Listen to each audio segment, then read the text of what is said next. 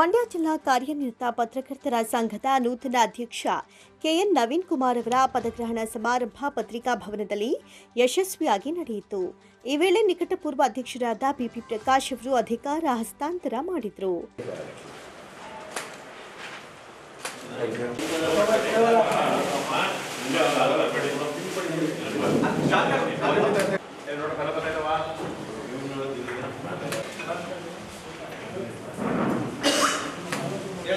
ಕಾರ್ಯನಿರತ ಪತ್ರಕರ್ತರ ಸಂಘದ ರಾಜ್ಯ ಕಾರ್ಯದರ್ಶಿ ಮತ್ತಿಕೆರೆ ಜಯರಾಮ್ ಮಾತನಾಡಿ, ಸಂಘದ ಒಮ್ಮತದ ಮನೋಭಾವನೆ ಕಾಪಾಡುವಂತಹ ನಿಟ್ಟಿನಲ್ಲಿ ಕೆಲಸ ಮಾಡ್ತಾ ಇದ್ದು, ಇದೇ ಹಾದಿಯಲ್ಲಿ ಗ್ರಾಮೀಣ ಭಾಗದ ಮಂಜುನಾಥ್ ಅವರಿಗೂ ರಾಜ್ಯ ಸಂಘದ ಸದಸ್ಯರನ್ನಾಗಿ ಆಯ್ಕೆಯಾಗುವ ಅವಕಾಶವನ್ನು ಕಲ್ಪಿಸಲಾಗಿದೆ.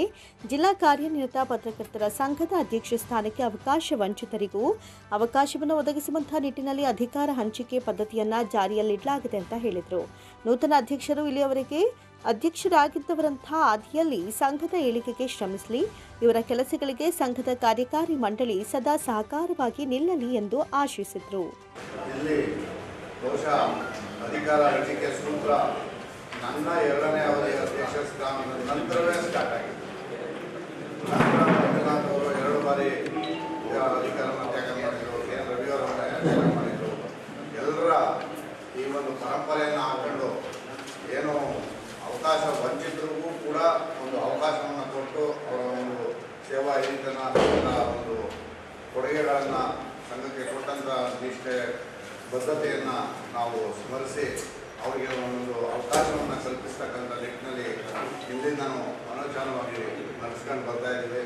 ಸಾಕಷ್ಟು ಅವಕಾಶಗಳು ಎಲ್ಲರಿಗೂ ದೊರಕಬೇಕು ಅನ್ನೋ ನಿಟ್ಟಿನಲ್ಲಿ ಇದೇ ಪ್ರಥಮ ಬಾರಿಗೆ ಮಂಡ್ಯ ಜಿಲ್ಲೆಯಿಂದ ಒಬ್ಬ ಗ್ರಾಮೀಣ ಪ್ರದೇಶದ ನಮ್ಮ ಮಂಜುನಾಥ್ ಕೂಡ ರಾಜ್ಯ ಸಮಿತಿಯ ಸದಸ್ಯರಾಗಿ ಆಯ್ಕೆಯಾಗಿದ್ದಾರೆ. ಈಗ ಎಲ್ಲ ದೃಷ್ಟಿಕೋನಗಳಿಂದ ನೋಡಿದಾಗಲೂ ಕೂಡ ಮಂಡ್ಯ ಸಂಘ ವಿಭಿನ್ನವಾಗಿ ಕಾಣ್ತದೆ. ಹಾಗಾಗಿ ಒಂದು ಹೆಮ್ಮೆಯಿಂದ ಈ ಒಂದು ಅಧಿಕಾರ ಹಸ್ತಾಂತರ ಸಮಾರಂಭದಲ್ಲಿ ಭಾಗವಹಿಸಿ ನೂತನ ಅಧ್ಯಕ್ಷರಿಗೆ ಮತ್ತೊಮ್ಮೆ ಶುಭ ಹಾರೈಸಿ ಇಂದಿನಿಂದ ಸಂಘದ ಅಭಿವೃದ್ಧಿಗೆ ಕೊಟ್ಟಂಥ ಎಲ್ಲ ಅಧ್ಯಕ್ಷರುಗಳನ್ನು, ಎಲ್ಲ ಪದಾಧಿಕಾರಿಗಳನ್ನು, ಎಲ್ಲ ವಿಶೇಷ ಪ್ರಧಾನ ಕಾರ್ಯದರ್ಶಿಗಳು ಕೂಡ ಅವರದೇ ಆದಂಥ ಅಮೂಲ್ಯವಾದಂಥ ಕೆಲಸಗಳನ್ನು ಮಾಡಿಕೊಟ್ಟಿದ್ದಾರೆ. ಅವರಿಗೂ ಕೂಡ ಕೃತಜ್ಞತೆಗಳನ್ನು ಅರ್ಪಿಸಿ ಮತ್ತೋರ್ವ ರಾಜ್ಯ ಕಾರ್ಯದರ್ಶಿ ಹಾಗೂ ಮಾಜಿ ಜಿಲ್ಲಾಧ್ಯಕ್ಷರಾದ ಸೋಮಶೇಖರ್ ಕೆರೆಗೋಡು ಮಾತನಾಡಿ, ಸಂಘದಲ್ಲಿ ಆಗಬೇಕಾದಂತಹ ಎಲ್ಲ ಕಾರ್ಯಗಳು ಪೂರ್ಣಗೊಂಡಿದ್ದು, ನೂತನ ಅಧ್ಯಕ್ಷ ಹಿರಿಯ ಹಾಗೂ ಕಿರಿಯ ಪತ್ರಕರ್ತರನ್ನ ವಿಶ್ವಾಸಕ್ಕೆ ಪಡೆದು ಸಂಘವನ್ನ ಮುನ್ನಡೆಸೋದೇ ಸವಾಲಾಗಿದ್ದು ಸಮರ್ಥವಾಗಿ ನಿಭಾಯಿಸಬೇಕು ಅಂತ ಕಿವಿಮಾತು ಹೇಳಿದರು. ಸಂಘದ ಅಭಿವೃದ್ಧಿಗೆ ತಮಗೆ ದೊರೆತ ಅವಧಿಯಲ್ಲಿ ಸಾಧ್ಯವಾದಷ್ಟು ಕೆಲಸ ಮಾಡಿ ತಮ್ಮ ಕೆಲಸಗಳಿಗೆ ಪತ್ರಕರ್ತರಲ್ಲಿ ಯಾವುದೇ ರೀತಿಯ ಅಸಮಾಧಾನ ಇರದಂತೆ ನೋಡಿಕೊಂಡು ಜಿಲ್ಲಾ ಎಲ್ಲಾ ತಾಲೂಕು ಸಂಘಗಳನ್ನು ಸಕ್ರಿಯವಾಗಿ ಮುನ್ನಡೆಸುವಂತಾಗಲಿ ಅಂತ ಶುಭ ಹಾರೈಸಿದರು. ನಮ್ಮ ಸಂಘದಲ್ಲಿ ಎಲ್ಲಾ ಕೆಲಸಗಳು ಆಗಿದೆ. ಇಲ್ಲಿ ಮುಂದ್ಗಡೆ ಇರುವ ಚಾಲೆಂಜ್ ಏನಪ್ಪಾ ಅಂತಂದ್ರೆ ಹಿರಿಯ ಪತ್ರಕರ್ತರು ಮತ್ತು ಕಿರಿಯ ಪತ್ರಕರ್ತರನ್ನ ಹೊಂದಾಣಿಕೆ ಮಾಡ್ಕೊಂಡು ಅವರೆಲ್ಲರೂ ವಿಶ್ವಾಸ ತಗೊಂಡು ಸಂಘ ನಡೆಸೋದಲ್ಲ, ಇದೇ ಮುಂದ್ಗಡೆ ಇರುವಂತ ಚಾಲೆಂಜ್ ಇದೆ. ದಯವಿಟ್ಟು ಈಗ ನಮಗೆ ಇದೇ ಹೇಳ್ತಿದ್ರು, ನಮಗೆ ಫೋನ್ ಮಾಡಿಲ್ಲ, ಅವ್ರು ಮಾಡಿಲ್ಲ, ಇದು ಯಾವುದೇ ಥರದ ಬರ್ದಂಗೆ ಒಂದು 3 ತಿಂಗಳು 2 ತಿಂಗಳು ನಮ್ಮ ಸಭೆ ಆಯ್ತಾರೆ. ಅವ್ರಿಗೊಂದು ಫೋನ್ ಹಾಕ್ಬಿಟ್ರೆ ಏನೂ ಆಗಲ್ಲ. ಯಾಕೆಂದ್ರೆ ಅದೇ ಒಂದು ಚಾಲೆಂಜ್. ಯಾಕೆಂದ್ರೆ ಎಲ್ಲ ಅಭಿವೃದ್ಧಿ ಕೆಲಸಗಳೆಲ್ಲ ಆಗೋಗಿದೆ. ಯಾವತ್ತಷ್ಟು ಉಳ್ಕೊಂಡಿದ್ರೆ ಮುಂದ್ಗಡೆ ಒಂದಷ್ಟು ಆದರೆ ಒಂದು ನಾವು ಮಾತಾಡ್ಕೊಂಡಾಗ ಒಂದು ಪ್ರೆಸ್ ಕ್ಲಬ್ ಅಂತ ಒಂದು ಚಲಾವಣೆ ಕೊಡಬೇಕಾಗಿದೆ. ನಮಗೆ ಈಗ ಕುಮಾರಣ್ಣ ಕೂಡ ಒಪ್ಕೊಂಡಿರೋದ್ರಿಂದ ಅದು ಮುಂದುದು ಎಲ್ಲ ಕಂಪ್ಲೀಟ್ ಮಾಡಲಿಕ್ಕೆ ಒಂದು ಅವಕಾಶ ನಿಮ್ಮ ಮುಂದ್ಗಡೆ ಇದೆ. ನಿಮ್ಮ ಉಳಿಕೆ ಅವಧಿಯಲ್ಲಿ ಎಷ್ಟು ಸಾಧ್ಯ ಆಯ್ತಲ್ಲೋ ಅಷ್ಟು ಕೆಲಸ ಮಾಡಿ, ಎಷ್ಟು ಯಾವುದೇ ಥರದ ಅಸಮಾಧಾನ ಇದ್ದಂಗೆ ಪತ್ರಕರ್ತರನ್ನ ಮುನ್ನಡೆಸ್ಕೊಂಡು ಹೋಗುವಂಥದ್ದು, ವಿಶ್ವಾಸ ತಗೊಂಡು ಹೋಗುವಂಥದ್ದು ನಿಮ್ಮಿಂದ ಆಗಲಿ ಅಂತ ಶುಭ ಹಾರೈಸ್ತಾ. ನೂತನ ಅಧ್ಯಕ್ಷ ಕೆಎನ್ ನವೀನ್ ಕುಮಾರ್ ಮಾತನಾಡಿ, ಅನಿವಾರ್ಯ ಕಾರಣಕ್ಕೆ ಪತ್ರಿಕಾರಂಗ ಪ್ರವೇಶ ಮಾಡಬೇಕಾಗಿದ್ದು, ಹಿರಿಯ ಪತ್ರಕರ್ತರ ಮಾರ್ಗದರ್ಶನದಲ್ಲಿ ಪತ್ರಿಕಾರಂಗದಲ್ಲಿ ಕೂಡಿಕೊಂಡಿದ್ದೇನೆ. ಹಲವು ಹಂತಗಳಲ್ಲಿ ಕೆಲಸ ಮಾಡಿದ ನನಗೆ ಈ ಟಿವಿ ವಾಹಿನಿಯಿಂದ ಜಿಲ್ಲೆಯ ಪರಿಚಯ ಹಾಗೂ ಜಿಲ್ಲೆಗೆ ನನ್ನ ಪರಿಚಯವಾಯಿತು ಎಂದರು. ಕಾವೇರಿ ಹೋರಾಟದಂತಹ ಸಂದರ್ಭವನ್ನು ನೆನೆದರೆ ಮೈ ಜುಮ್ಮೆನಿಸುವಂತಹ ಭಾವನೆ ಮೂಡುತ್ತೆ. ಸದರಿ ಹೋರಾಟದಿಂದ ಮಂಡ್ಯ ಅಂದರೆ ಇಂಡಿಯಾ ಎನ್ನುವಂತೆ ಹೆಸರುವಾಸಿಯಾಯಿತು. ಈ ಸಂದರ್ಭವನ್ನು ಜೀವನದಲ್ಲಿ ಮರೆಯುವಂತಿಲ್ಲ. ಮಾಧ್ಯಮದಲ್ಲಿ ಛಾಯಾಗ್ರಾಹಕ, ವರದಿಗಾರ, ಸಂಪಾದಕನಾಗಿ ಕೆಲಸ ಮಾಡಿದ್ದು, ಇದರಿಂದ ದೊರೆತ ಅನುಭವದಿಂದ ಸಂಘದ ಸದಸ್ಯರಿಗೆ ಅನುಕೂಲವಾಗುವಂತೆ ಕೆಲಸ ನಿರ್ವಹಿಸುತ್ತೇನೆ ಅಂತ ಹೇಳಿದರು. ಹಾಲಿ ಆಡಳಿತ ಮಂಡಳಿಯಲ್ಲಿ ಪ್ರಧಾನ ಕಾರ್ಯದರ್ಶಿಯಾಗಿ, ಉಪಾಧ್ಯಕ್ಷನಾಗಿ, ಈಗ ಅಧ್ಯಕ್ಷನಾಗಿ ಕೆಲಸ ಮಾಡಲು ಅವಕಾಶ ನೀಡಿದ ಹಿರಿಯರಾದ ಮತ್ತಿಕೆರೆ ಜಯರಾಮ್ ಅವರನ್ನು ನೆನೆಯುತ್ತೇನೆ. ಸಂಘವನ್ನು ಒಗ್ಗೂಡಿಸಿ ಕೊಂಡೊಯ್ಯುವ ಜಯರಾಮ್ ಅವರ ಶಕ್ತಿಯನ್ನು ಮರೆಯುವಂತಿಲ್ಲ ಎಂದರು. ಸಂಘದ ಕಟ್ಟಡ ನಿರ್ಮಾಣಕ್ಕೆ ಮತ್ತಿಕೆರೆ ಜಯರಾಮ್ ಅವರು ಕಾರಣರಾದರೆ ಮಾಜಿ ಅಧ್ಯಕ್ಷರಾದ ಕೆಎನ್ ರವಿ ಅವರು ಪತ್ರಕರ್ತರ ಕ್ಷೇಮಾಭಿವೃದ್ಧಿ ನಿಧಿ ಸ್ಥಾಪಿಸಿದರು. ಸೋಮಶೇಖರ್ ಕೆರಗೋಡು ಅವರು ಹೈಟೆಕ್ ಸ್ಪರ್ಶ ನೀಡಿದರು. ಕೆಎನ್ ಮಂಜುನಾಥ್ ಪತ್ರಕರ್ತರ ವಿಭಾಗೀಯ ಸಮ್ಮೇಳನ ಮಾಡಿ ಯಶಸ್ವಿಯಾಗಿದ್ದು, ಕ್ಷೇಮಾಭಿವೃದ್ಧಿ ನಿಧಿಗೆ ಲಕ್ಷಾಂತರ ರೂಪಾಯಿ ಹಣ ಸಂಗ್ರಹಿಸಿದರು. ವಿಜಯ ಕರ್ನಾಟಕ ನವೀನ್ ಅವರು ನಗರಸಭೆಯಿಂದ ರಾಜ್ಯಕ್ಕೆ ಮಾದರಿಯಾಗುವಂತೆ ಆರೋಗ್ಯ ನಿಧಿ ಸ್ಥಾಪಿಸುವಂತೆ ಮಾಡಿದ್ದು, ಕೋವಿಡ್ ಸಂದರ್ಭದಲ್ಲಿ ಎಲ್ಲಾ ಪತ್ರಕರ್ತರಿಗೆ ವ್ಯಾಕ್ಸಿನ್ ಒದಗಿಸುವಲ್ಲಿ ಯಶಸ್ವಿಯಾದರು. ಬಿಪಿ ಪ್ರಕಾಶ್ ಅವರು ಉತ್ತಮ ಕೆಲಸ ಮಾಡಿದ್ದಾರೆ ಅಂತ ಸ್ಮರಿಸಿದರು. ನಮ್ಮ ಮಾಧ್ಯಮ ಗುರುಗಳಾದಂತಹ ಇಳೆಕಾನ್ ಶ್ರೀಕಂಠರು ಅವ್ರನ್ನ ನೆನೆಸ್ಕೋತಾ ನಾನಿವತ್ತು ಜಿಲ್ಲಾ ಪತ್ರಕರ್ತರ ಸಂಘದ ಅಧಿಕಾರ ಸ್ವೀಕಾರ ಮಾಡ್ತಾಯಿದ್ದೀನಿ. ನಾನು ಅನಿವಾರ್ಯ ಕಾರಣಗಳಿಂದ ಪತ್ರಿಕೋದ್ಯಮಕ್ಕೆ ಬರಬೇಕಾಗಿತ್ತು. ಪ್ರಾರಂಭದಲ್ಲಿ MTN ಚಾನಲಲ್ಲಿ ಕೆಲಸ ನಿರ್ವಹಿಸಿದೆ. ನಂತರ ಲಿಂಗರಾಜು ಅವರು ಹತ್ರ ಉದಯ್ ಟಿ ವಿಲಿ ಕೆಲಸ ಮಾಡಿದೆ. ಆನಂತರ ಇಳೆಕಾನ್ ಶ್ರೀಕಂಠವ್ರ ಹತ್ರ ETV ಲಿ ಕೆಲಸ ಮಾಡಿದೆ. ಶ್ರೀಕಂಠವ್ರ ಬಳಿ ಭಾಳಷ್ಟು ನಾನು ಕೆಲಸ ಮಾಡಿದೆ. ETV ಲಿ ಕೆಲಸ ಮಾಡಬೇಕಾದ್ರೆ ನನಗೆ ಜಿಲ್ಲಾ ಪರಿಚಯ, ನನ್ನ ಪರಿಚಯ ಜಿಲ್ಲೆಗೆ ಆಯಿತು. 2002 ಇಸ್ವಿಲಿ ಮಂಡ್ಯ ಜಿಲ್ಲೆಯಲ್ಲಿ ಕಾವೇರಿ ಚಳುವಳಿ ನಡೀತಿತ್ತು. ಆ ಸಂದರ್ಭದಲ್ಲಿ ನಾನು ಕೆಲಸ ಮಾಡಿದೆ. ಆವಾಗ 3 ತಿಂಗಳ ಕಾಲ ಕಾವೇರಿ ಚಳುವಳಿ ನಡೀತು. ಪ್ರತಿದಿನ ಸಹಸ್ರಾರು ಜನರು ಕಾವೇರಿ ಚಳುವಳಿಯಲ್ಲಿ ಪಾಲ್ಗೊಳ್ತಿದ್ರು. ಅವೆಲ್ಲವೂ ಕೂಡ ನನಗೆ ಈಗಲೂ ಕೂಡ ನೆನೆಸ್ಕೊಂಡ್ರೆ ಮೈ ಜುಮ್ ಅನಿಸುತ್ತೆ.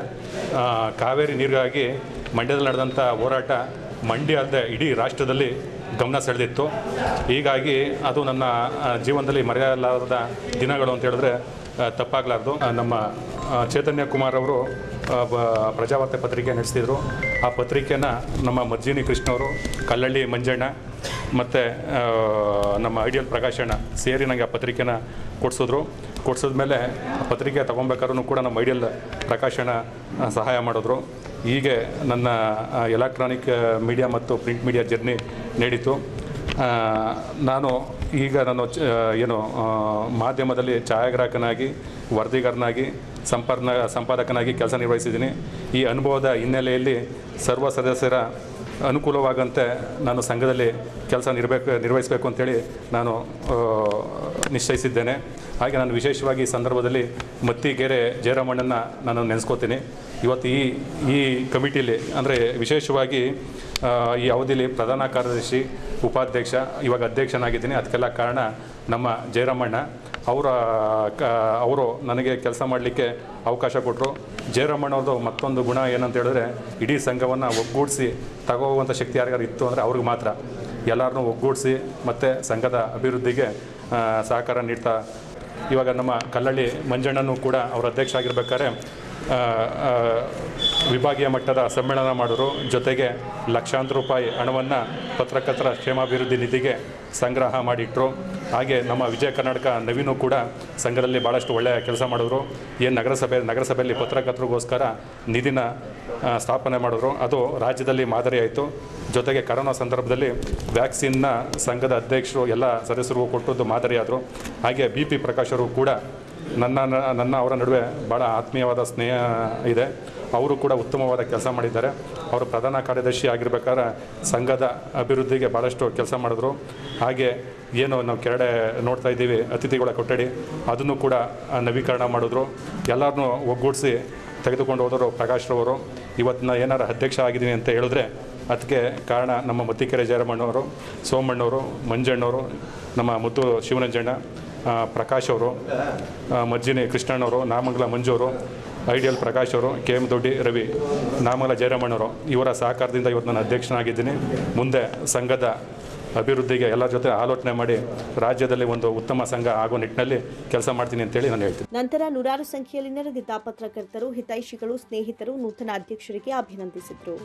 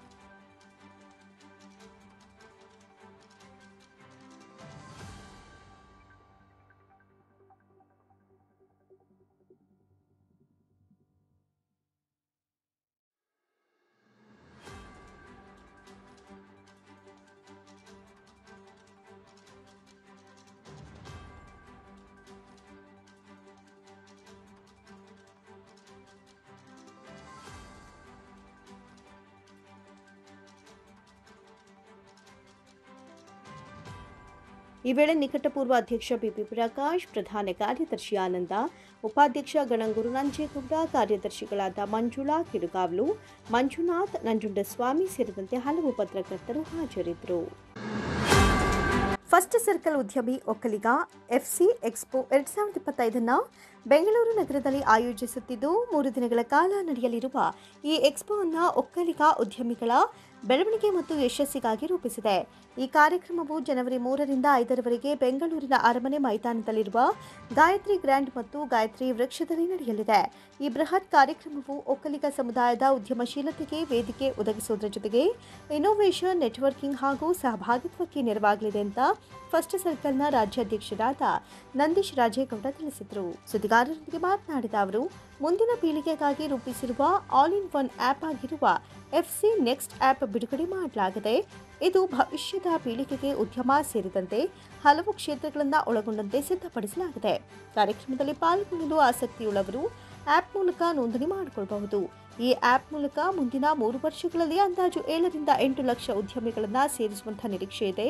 ಒಟ್ಟು 14 ಜಿಲ್ಲೆಗಳಿಂದ 143 ತಾಲೂಕುಗಳಲ್ಲಿ ಒಕ್ಕಲಿಗ ಸಮುದಾಯದ ಅಧ್ಯಯನ ಕೈಗೊಂಡಿದ್ದು, ಮೊದಲ ವರ್ಷ 10 ಲಕ್ಷ, 2ನೇ ವರ್ಷ 20 ಲಕ್ಷ ಹಾಗೂ 3ನೇ ವರ್ಷ 30 ಲಕ್ಷ ಗ್ರಾಹಕರು ಹಾಗೂ ಅಂದಾಜು 7ರಿಂದ 8 ಲಕ್ಷ ಒಕ್ಕಲಿಗ ಉದ್ಯಮಿಗಳ ಮಾಹಿತಿಯನ್ನು ಸಂಗ್ರಹಿಸುವ ಗುರಿ ಹೊಂದಿದ್ದೇವೆ. ಜನವರಿಯಲ್ಲಿ ನಡೆಯುವ ಎಕ್ಸ್ಪೋ ಕುರಿತಾಗಿ ಮಾತನಾಡಿ, 3ನೇ ಆವೃತ್ತಿಯ ಕಾರ್ಯಕ್ರಮ ಇದಾಗಿದ್ದು 3 ದಿನಗಳ ಕಾಲ ಕಾರ್ಯಕ್ರಮ ನಡೆಯಲಿದೆ. 2ನೇ ಆವೃತ್ತಿಯಲ್ಲಿ 15,000 ಹಾಜರಿದ್ದರು. ಆದರೆ ಈ ಬಾರಿ ಗ್ರಾಹಕರನ್ನ ಒಳಗೊಂಡಂತೆ 1 ಲಕ್ಷ ಜನರನ್ನ ನಿರೀಕ್ಷಿಸುತ್ತಿದ್ದೇವೆ. ಅಪ್ಲಿಕೇಶನ್ ಡೌನ್ಲೋಡ್ ಮಾಡುವವರಿಗೆ ಉಚಿತ ಪ್ರವೇಶ ಸಿಗಲಿದೆ. ನಮ್ಮಲ್ಲಿ ರೈತರ ಸಂತೆ, ಗಂಗರು, ಹೊಯ್ಸಳರು, ಕೆಂಪೇಗೌಡರ ಆಳ್ವಿಕೆ ಮತ್ತು ಶ್ರೀ ಶ್ರೀ ಶ್ರೀ ಬಾಲಗಂಗಾಧರನಾಥ ಸ್ವಾಮಿಗಳ ಶ್ರೀಮಂತ ಪರಂಪರೆಯನ್ನ ಪ್ರದರ್ಶಿಸಲು ಮ್ಯೂಸಿಯಂ ಮಾದರಿಯನ್ನ ಪ್ರದರ್ಶಿಸಲಾಗ್ತಾ ಇದೆ. ಎಕ್ಸ್ಪೋದಲ್ಲಿ ಉತ್ಪನ್ನಗಳು ಮತ್ತು ವ್ಯಾಪಾರದ 200 ಮಳಿಗೆಗಳು ಇರುತ್ತವೆ. ಅದರಲ್ಲಿ ಜಿಲ್ಲೆಯ ಪ್ರತಿನಿಧಿಗಳು ತಮ್ಮ ಸ್ಥಳೀಯ ವ್ಯವಹಾರಗಳ ಬಗ್ಗೆ ಚರ್ಚಿಸಲು ನಾವು ಸಮಯವನ್ನು ನಿಗದಿಪಡಿಸಿದ್ದೇವೆ. ಈ ಚರ್ಚೆಯಲ್ಲಿ 11ರ ಜೊತೆಗೆ ಕೃಷಿ ಕ್ಷೇತ್ರವನ್ನ ಪ್ರಮುಖವಾಗಿ ತೆಗೆದುಕೊಂಡು ಆಯಾ ಕ್ಷೇತ್ರಗಳ ಬಗೆಗೆ ಒತ್ತು ನೀಡಲಾಗ್ತಾ ಇದೆ ಅಂತ ಹೇಳಿದರು. ಇದಕ್ಕೆ ಸಾಕ್ಷಿಯಾಗಿ ಜನವರಿ 3-4 ನಮ್ಮ ಈ ಚಾಲನೆ ಆಗುತ್ತೆ. ಇದರಲ್ಲಿ ವಿಶೇಷ ಅಂದ್ರೆ 123ನ ತಾಲೂಕನ್ನು ನಾವು ತಗೊಂಡಿದ್ದೀವಿ. ಈ 123 ತಾಲೂಕು ಹೇಗಿದೆ ಅಂತಂದ್ರೆ 14 ಜಿಲ್ಲೆ ಮತ್ತೆ 3 ಭಾಗ ನಮ್ಮ ಬೆಂಗಳೂರು MP ಕ್ಷೇತ್ರ ಕರಿತೀವಿ. ಬೆಂಗಳೂರು ಸೌತ್, ಸೆಂಟ್ರಲ್, ನಾರ್ತ್ ಮತ್ತು ಬೆಂಗಳೂರು ರೂರಲ್. ಈ 123 ತಾಲೂಕಲ್ಲಿ ಅಸೆಂಬ್ಲಿ ಕ್ಷೇತ್ರದಲ್ಲಿ ನಮ್ಮ ಪ್ರಕಾರ ಒಟ್ಟು ಅಂದಾಜು 7 ಲಕ್ಷ ಉದ್ಯಮಿಗಳಿದ್ದಾರೆ, ಒಕ್ಕಲಿಗ ಉದ್ಯಮಿಗಳು. ಅದರಲ್ಲಿ ಸಣ್ಣ ಉದ್ಯಮಿಗಳು, ಮೀಡಿಯಂ ಸ್ಕೇಲ್, ಲಾರ್ಜ್ ಸ್ಕೇಲ್ ಎಲ್ಲ ಸೇರಿ ಇದ್ದಾರೆ. ನಮ್ಮ ಅಂದಾಜು ಈಗ ನಾವು ಹೆಚ್ಚು ಒಂದು 2,500 ಕೋಟಿ ವಹಿವಾಟನ್ನ ಇದರ ಮ್ಯೂಚುವಲಿ ಮಾಡಿದ್ದೀವಿ. ಇದೇನಾಗಿದೆ, ಒಂದು ಲೆವೆಲ್ ಆಫ್ ಸೆಕ್ಟರ್ ಯಾರು ಆರ್ಗನೈಸ್ ಆಗಿದ್ದಾರೆ ಈ ಸರ್ಕಲ್ ಮೀಟಿಂಗ್ ಬರ್ತಾರೆ. ಬಟ್ ಕೆಲವರು ಇರ್ತಾರೆ, ಎಳ್ನೀರು ಮಾರೋರು ಇರ್ತಾರೆ, ಕಿರಾಣಿ ಶಾಪ್ ಇರ್ತದೆ, ಅವರಿಗೆ ಈ ಮೆಂಬರ್ಶಿಪ್ ಕೊಟ್ಟು ಈ ಸರ್ಕಲ್ಗೆ ಬರೋ ಅನುಕೂಲನೂ ಇರಲ್ಲ. ಅವ್ರಿಗೆ ಏನು ಮಾಡ್ತಾ ಇದ್ದೀವಿ, ಒಂದು ಸರ್ಕಲ್ ಮೆಂಬರ್ಗೆ 5 ಮೆಂಟರ್ಶಿಪ್ ಅಂತ ಹೇಳಿ ಈ ಸಲ ಒಂದು ಪ್ರೋಗ್ರಾಮ್ ಲಾಂಚ್ ಮಾಡ್ತಾ ಇದ್ದೀವಿ. ಅಂದರೆ ಈ ಸರ್ಕಲ್ ಯಾರು ಬರ್ತಾರೆ, ಈ ಸರ್ಕಲಲ್ಲೂ ಪ್ರತಿ ಒಂದು 5 ಜನನ ಅವರು ಮೆಂಟರ್ ಆಗಿ ಇಟ್ಕೋತಾರೆ. ಅವ್ರಿಗೆ ಯಾವ ಸಹಾಯ ಬೇಕು, ಏನು ಕಮ್ಯುನಿಕೇಟ್ ಬೇಕು ಅಂತ ಮಾಡ್ತಾರೆ. ಈ ರೀತಿ 123 ತಾಲೂಕಲ್ಲೂ 24 ಜನ L sector, MSME sector, coordinator, woman entrepreneur ರೀತಿ ಮಾಡಿದ್ವಿ. ಆ 124 ಜನ ಪ್ರತಿ ಜಿಲ್ಲೆ ಒಳಗಡೆ, ಆ ತಾಲೂಕು ಒಳಗಡೆ ಅವ್ರು ಎಷ್ಟು ಜನ ಇದ್ದಾರೆ ಮಾಹಿತಿ ಕೊಡ್ತಾರೆ. ಈಗ ಉದಾಹರಣೆಗೆ ರಿಯಾಲಿಟಿ ಸೆಕ್ಟರ್ ಹಾಸನಲ್ಲಿ ಎಷ್ಟು ಜನ ಇದೆ, ಅರಸೀಕೆರೆಯಲ್ಲಿ ಎಷ್ಟು, ಚಿಕ್ಕಬಳ್ಳಾಪುರದಲ್ಲಿ ಎಷ್ಟಿದ್ದಾರೆ, ಕೋಲಾರದಲ್ಲಿ ಇದ್ದಾರೆ, ಇದನ್ನು 123 ತಾಲೂಕು ಮಾಹಿತಿ ಕಲೆಕ್ಟ್ ಮಾಡ್ತಾರೆ. ಯಾಕೆಂದ್ರೆ ಇವತ್ತು ನಮ್ಮಲ್ಲಿ ಮಾಹಿತಿ ಕೊಡ್ತಾ ಇದೆ. ನಮ್ಮಲ್ಲಿ ಯಾವುದೇ ಥರದ್ದು ಡೇಟಾಬೇಸ್ ಇಲ್ಲ, ಯಾವ ಉದ್ಯಮಗಳಿದ್ದಾರೆ, ಯಾರಿದ್ದಾರೆ, ಎಷ್ಟು ಜನ ಇದ್ದಾರೆ, ಯಾವುದೇ ಥರದ್ದು ಮಾಹಿತಿ ನಮ್ಮಲ್ಲಿಲ್ಲ. ಈ ಮಾಹಿತಿ ಸಂಗ್ರಹಣ ಅಧ್ಯಯನ ಏನಿದೆ ಇದು ನಮಗೆ 3 ವರ್ಷದಲ್ಲಿ ಮುಗಿಸ್ಬೇಕು ಅನ್ನೋದು ನಮ್ಮ ಇಂಟೆನ್ಷನ್. ಈಗ ನಮ್ಮ ಓವರ್ ಆಲ್ ಸರ್ವೆ ಪ್ರಕಾರ 7ರಿಂದ 8 ಲಕ್ಷ ಜನ ಉದ್ಯಮಿಗಳಿದ್ದಾರೆ. ಅದರಲ್ಲಿ ಒಂದು 26,000ರಿಂದ 40,000 ಜನ GST ರಿಜಿಸ್ಟ್ರೇಷನ್ ಇದ್ದು ಒಳ್ಳೆ ಮಟ್ಟದಲ್ಲಿದ್ದಾರೆ. ಇದು ಒಂದೇ ಸೂರಿನಲ್ಲಿ ನಿಮಗೆ ಎಲ್ಲ ಸಿಗೋಂಥ ಎಕ್ಸ್ಪೋ. ಖಂಡಿತವಾಗ್ಲೂ ಎಲ್ಲ ಗ್ರಾಹಕರು ಬನ್ನಿ. ಆ ಗ್ರಾಹಕರಿಗೆ ಕೂಪನ್ಸ್ ಇರುತ್ತೆ, ಸ್ಟಾಲ್ಗಳದ್ದು ಕೂಪನ್ಸ್ ಇರುತ್ತೆ, ಎಂಟ್ರಿ ಇರುತ್ತೆ, ಡೇಟಾಬೇಸ್ ಇರುತ್ತೆ, ಯೂತ್ಗೆ ಜಾಬ್ ಆಪರ್ಚುನಿಟಿ ಇರುತ್ತೆ ಆ್ಯಪ್ ಒಳಗಡೆ. ಈ ರೀತಿ ಹಲವಾರು ಒಂದು 72 ಫಂಕ್ಷನ್ಸ್ ಕೂಡ ಅನುಕೂಲತೆ ಇರುತ್ತೆ. ಎಸ್ಪೆಷಲಿ ಅಗ್ರಿಕಲ್ಚರ್ಗೆ ಈ ವರ್ಷ ನಮ್ಮ ಎಕ್ಸ್ಪೋ ಜಾನ್ 3-4-5 ಭಾಳ ಇಂಪಾರ್ಟೆನ್ಸ್ ಕೊಟ್ಟಿದ್ದೀವಿ. ಹೆಚ್ಚು ಕಮ್ಮಿ 25%, 30% ಆಫ್ ಸೆಷನ್ಸ್ ನಮ್ಮ ಏನು ಕೊಟ್ಟಿದ್ದೀವಿ ಅದನ್ನು ಬರೀ ಅಗ್ರಿಕಲ್ಚರ್ಗೆ ಕೊಟ್ಟಿದ್ವಿ. Agro and technology, agro in horticulture and cottage, agro in cottage industry, agro in sericulture, floriculture, poultry, dairy, farming, ಆ ರೀತಿ ಸಾಕಷ್ಟು ಚರ್ಚೆ 14 ಜಿಲ್ಲೆಯಿಂದ ಬರ್ತಾ ಇರೋದ್ರಿಂದ ನಾವು ಕರಿತಿರೋದ್ರಿಂದ ಈ ಸರಿ 123 ತಾಲೂಕಿಂದನೂ ನಾವು ನಮ್ಮ ಆದ ಒಂದು ತಂಡ ಕ್ರಿಯೇಟ್ ಮಾಡಿದ್ವಿ. ಅದು 13 ಹುದ್ದೆಗಳ ತಂಡ. ಆ 24 ತಂಡ 123 ತಾಲೂಕಲ್ಲಿ ಒಟ್ಟು 2593 ನಮ್ಮ ಬಿಸ್ನೆಸ್ ಲೀಡರ್ಗಳು ಒಂದು ಅಧ್ಯಯನ ಮಾಡ್ತಾರೆ ಮುಂದಿನ 3 ವರ್ಷ. ಪ್ರಪಂಚದಲ್ಲಿ ಪ್ರಾಬ್ಲಿ ಈ ಥರ ಅಧ್ಯಯನ ಆಗ್ತಿರೋದು, ಈ ಥರ ಉದ್ಯಮಿಗಳನ್ನ ಒಟ್ಟಿಗೆ ಸೇರಿಸ್ತಾ ಇರೋದು ನನ್ನ ಪ್ರಕಾರ ಈ ಸ್ಕೇಲ್ನಲ್ಲಿ ನಮ್ಮ ಸೊಸೈಟಿ ಮಾಡೋದಕ್ಕೆ ಹೊರಟಿದೆ. ಇದು 3ನೇ ವಾರ್ಷಿಕೋತ್ಸವ ಅಥವಾ 3rd ಎಡಿಷನ್ ಆಫ್ ಎಕ್ಸ್ಪೋ ಅಂತ ಕರಿತೀವಿ. ಇದರಿಂದ ನಮಗೆ Tamil Nadu, Maharashtra, US, UK, Dubai, Delhi ಇಲ್ಲಿಂದ ಎಲ್ಲ ಪ್ರತಿನಿಧಿಗಳು ಉದ್ಯಮಿಗಳು ಬರ್ತಾ ಇದ್ದಾರೆ. ಮತ್ತು ನಮ್ಮ 18 ಜಿಲ್ಲೆಯಲ್ಲಿ ನಮ್ಮ ಏನಿದ್ದಾರೆ ಅವರು ಎಲ್ಲ ಈ ಸೆಷನ್ಗೆ ಬರ್ತಾ ಇದ್ದಾರೆ. ಇದೊಂಥರ ಸಂಗಮ ರೀತಿಯಲ್ಲಿ ನ್ಯಾಷನಲ್, ಇಂಟರ್ನ್ಯಾಷನಲ್ ಮತ್ತು ನಮ್ಮ ಸ್ಟೇಟ್ ಲೆವೆಲ್ ಮೀಟ್ ಅಂತಲೂ ನಾವು ಕರಿಬೋದು. ಸುದ್ದಿಗೋಷ್ಠಿಯಲ್ಲಿ ಮಂಜುಳಾ ಪ್ರಕಾಶ್, ಚಂದ್ರಪ್ಪ, ಅಮರೇಶ ಎಂ, ಭುವನ, ಸುರೇಶ್ ಸೇರಿದಂತೆ ಇತರರು ಹಾಜರಿದ್ದರು.